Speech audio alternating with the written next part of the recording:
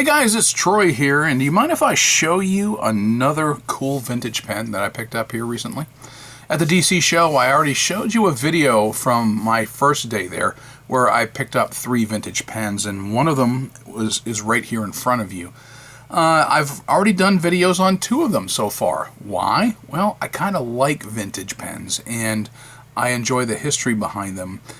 They're all different with their different personalities and different manufacturers, but I enjoy living that and playing with it and figuring them out. So what I've done here is I've pulled out a couple of pens of the same name, Eclipse. Well, Eclipse is a company that goes all the way back to 1903. So we're talking 120 years ago this company was started. So I pulled out 4 that are in my collection. This one here is the one that is the most recent that I picked up at the DC Pen Show. Here's one that's fairly similar to it, and it actually had a clip at one time. You can see where that clip is kind of broken off here. I picked it up on the cheap. And then you've got another one here that looks more like a, as much as it looks like a red mottled hard rubber, it doesn't really feel like a hard rubber. It feels almost like a celluloid, but it's a pretty looking thing. And here is one I picked up used from a very well-known vendor who does not specialize in used pens, but and this is the Eclipse Hooded Knight. And so I can tell you that the Hooded Knight was in production between 1945 and 1960. This is probably from the 1920s, probably also from around the 20s. This one here, I really couldn't tell you. I'm assuming 20s, 30s, somewhere in there. Based upon its construction maybe and its shape, not really sure. But here with the BCHR, black chased hard rubber, in case you run across that term anywhere. Beautiful black chasing on it that is still very well intact. Tell you a little bit about the Eclipse company, and I'm going to pull this article from Raven's March Pens. I'll put a link to this site in this page. But the history of the maker is strangely schizophrenic, they said. It began in 1903 as an upper-end maker under the ownership of Marks Finstone, who also ran the Monroe, which was a luxury brand, Markston, which is a brand I'm fairly familiar with, mid-range, and Park Row, an economy pen companies. Eclipse was never quite the big name that some of the other pen makers were, but were certainly competitive with the great names. And they were. They actually made some decent quality pens that were very competitive in terms of quality. In 1925, a Canadian wing of the company was opened, just like Parker, Schaefer, and Waterman had done. They opened up a wing of their company in Canada to help and skirt around a few international trade barriers. Here's where the trouble in sorting out Eclipse begins. While a relatively high-end pen in the U.S., the Canadian factory made pens for all levels of the market as well as pencils, meaning that one has to pay attention to the made-in part of the impression to know whether a pen is much to get excited about, and apparently the partner became more prominent in both the Canadian and U.S. companies. In 1929, you run across the Great Depression, and the Canadian side of the operation weathered that economic storm better and more steadily than they did here in the United States, possibly because of a greater depth of the line. Not really sure. The 2 companies became essentially unconnected, and while the U.S. wing stumbled around 1962, the Canadian remained in vibrant production, buying up the parent company, and then eventually went into ballpoint production. So the company, last they knew, was still in operation, although I can't find any of their web links still active, so I don't know as though the company is available or in operation at all anymore. So, taking a look at these here, quite a variety, or just in this little batch of 4. The Hooded Knight, which I do believe I've done a video on the Hooded Knight before. This one actually is, if you pull it off the back, this is a button filler. Lever filler by Eclipse. It's a beautiful looking pen. I mean, that's why I picked this one up. I picked this one up from a dealer who purchases old beat up pens and restores them. I didn't pay a whole lot for it. This one I thought I picked up off from eBay maybe, I'm not sure. But the black chasing on this one is still excellent and intact, not worn down. Yeah, I'll put up with the broken clip. But you open it up, you actually have their name imprinted on the nib. That's in contrast to this one. Now here you've got the Eclipse name, big and prominent on that clip. That chasing is still in great condition. So for a pen that's almost 100 years old, probably right at 100 years old, it's still in excellent condition. Finial looks really good, not really scuffed up. And it's kind of different down here in the lever. Even though you don't have the name, you've got like a little rosette kind of design on the spoon of that lever. At the bottom, there's no printing there, and there's no imprint anywhere on this barrel. I mean, and that's actually not all that uncommon, because you figure if you are going to have a pen production and you're going to have 3 different brands coming out of the same factory, and then you are going to have, let's say, 2 different countries from which they are manufactured, I can see where they may not have necessarily put a specific imprint on that barrel.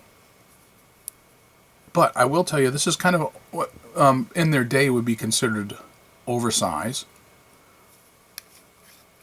because actually it's a good chunky size.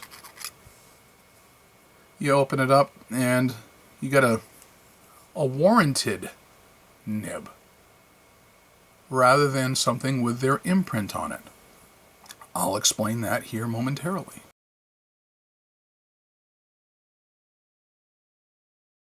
So I'll pull this information from richardspens.com. Warranted. It was a mark included in the imprint on nibs made by anonymous makers. So essentially, not the original equipment from that particular factory, but they did make them for other companies. Think nowadays like Bach, Jovo, Schmidt, that kind of thing. And they indicate the nib's gold content is warranted to be as described, usually 14 karat, such it is in this case. It was used to combat fraudulent marking of plated steel or brass nibs in such a fashion that the term 14 karat or 14 karat gold was visible, but the words plated or plate was concealed within the section. So many vintage manufacturers used warranted nibs as original equipment in the same way that most modern manufacturers today, like I said, Bach, Schmidt, Jovo, that kind of thing, without any custom imprints on it. And you just saw that here. The difference in the custom imprint on the warranted nib compared to the custom imprint that was on the other smaller black chased hard rubber that said Eclipse. Stock nibs, they're less costly than customized ones, and they can usually be purchased in smaller quantities. So that's why you had that there. I've actually got a bunch of pens here in my collection with nibs that say warranted on them. So it's not the name of a manufacturer. It's basically it is something as a protection to try to make sure that you're not getting some rip-off nib and it's plated. So there you go. I even still got some sticker residue right there. The seller that I bought from, he had a little tiny sticker here with the price tag on it. So I didn't get that goo totally off from that. Yeah, I'll work on that. Alright, so, beautiful pen. I enjoyed the shape it was in. Eclipse obviously was a brand that I'm familiar with because I've got several of them here in front of me, and I knew it would be worth the money when I went to go purchase it. So, I bought 3 pens all at the same time from the same individual in DC. Screw cap there. The screw threads are still in really good condition. Section's in really good condition. Not a lot of scuffing here. It's for a 100-year-old pen. It does have a few little scuffs here or there. Like I said, the chasing, I'll give you a close-up of that chasing but you can see the chasing pattern itself when you're not looking at under a microscope like I was. It's actually looking pretty doggone good. So let's go ahead and put ink to paper. Now, what did I put for ink in here? Yeah, you can probably guess. And it was the end of a bottle. Right there. Waterman Black. Because it is a 100-year-old pen, I decided that I was going to, go with my standby ink. And I used the mild Waterman ink. And this was the end of a Waterman Black bottle. So, and basically there was so little left, I just went ahead and poured into another bottle of Waterman ink here. Obviously, you can see the difference in probably the age and where they were released. So there you are. Now I get to, I don't know if I'm going to chuck this bottle or keep it. I don't know. Not every day you run across the European label here in the United States, and I'm not really sure how old that particular label is. But nonetheless, it's Waterman Black. You can post it. I'm not going to leave it posted, I don't believe.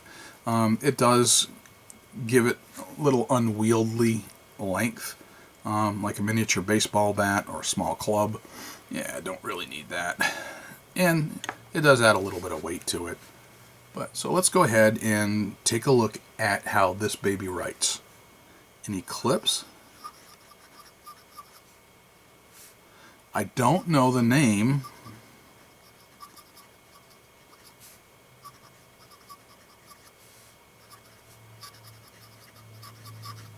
Now, you hear that feedback on this nib?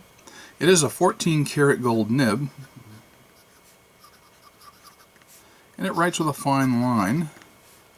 Reverse writing barely writes at all, but you can hear the feedback. And what I did with this particular nib, it was writing okay when I first got it, and I said, I could still make that just a little smoother. So I spent a few minutes smoothing out this nib, but what it did not do is take out that feedback that you hear. The nib sings at you. That's what I call it. It sings. So feedback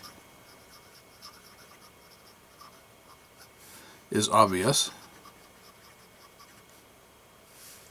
Yeah, it's kind of neat. I've got some nibs, even I've got some modern nibs that do the same thing, where it's got a distinct sound to it.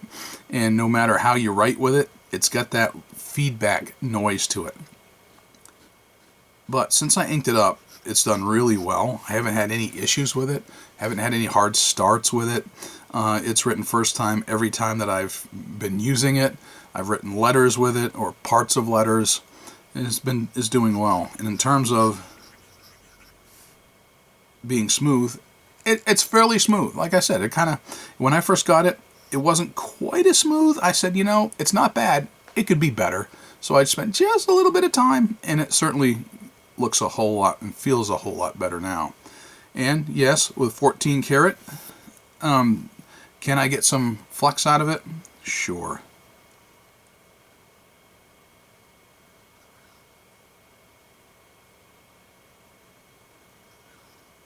You can get, some good line variation with a... It's not a super wet noodle, but it's still a good strong nib. Like I said, this ink right there was Ye Olde Black.